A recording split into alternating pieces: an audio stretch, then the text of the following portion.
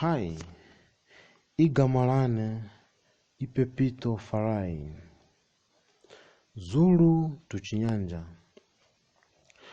unga sheshi pang'ono pang'ono unga sheshi pang'ono pang'ono ngisa sifunda isi Zulu nikari kupunzira chizulu ngisa sifunda isi Zulu ndikari kupunzira chizulu unkholo pepani unkholo pepani angikuzwa kahle sindikukumvetsani bwino angikuzwa kahle sindikukumvetsani bwino yinilenge sizulu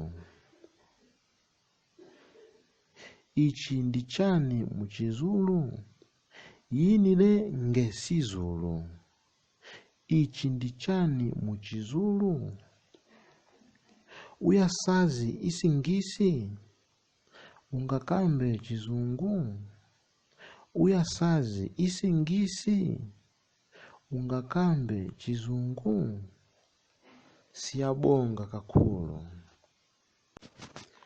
Hai.